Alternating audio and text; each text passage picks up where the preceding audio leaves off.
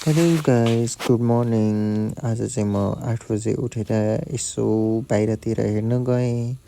बाहिरतिर हेर्दा चाहिँ घाम लागेको रहेछ आज। त्यसपछि उठेर फ्रेस भएर अफिसको लागि निस्केँ। त्यतिकैमा विक्रम सर पनि बाहिर आएर वेट गरिराख्नु भएको रहेछ। त्यसपछि गाडी घुमाउनु भयो र म र विक्रम सर चाहिँ अफिसको लागि निस्क्यौँ।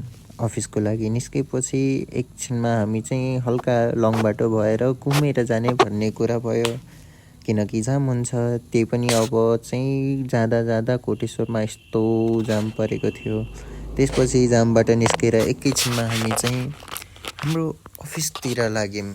2 मिनटको बाटोपछि हामी चाहिँ अफिसको साइडमा ठ्याक्कै पुग्यौँ। त्यसपछि म चाहिँ भित्र गएँ। विक्रम सरले बाइक लगाएर आउनुभयो।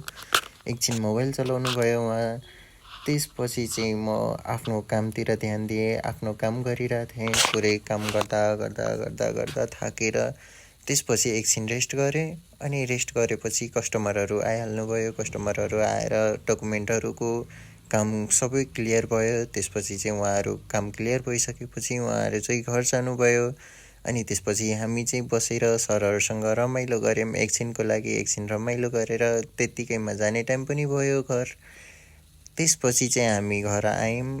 विक्रम सरले मलाई चाहिँ चोकसम्म छोडिदिनु भयो। त्यहाँबाट हिँडेर आइयो। त्यसपछि चाहिँ मासु लिन गएँ। दाइले चाहिँ खसीको सिङको कलेक्सन चाहिँ राम्रो राम्रो राख्नु भएको रहेछ।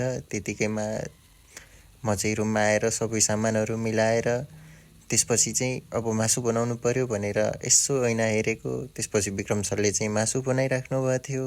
म भने त्यसै बसेँ। अनि त्यसपछि मासु बनिसकेपछि म र विक्रम सर मजाले खायौँ। एकदम मिठो बने रहेछ मासु चाहिँ। त्यसपछि विक्रम सरलाई छोड्ने गएँ म। अनि त्यसपछि चाहिँ विक्रम सर यसो हेलमेट सेलमेट लगाएर टर्न भएर निस्किनु भयो। बाइ। अनि आजको ब्लग चाहिँ यति नै।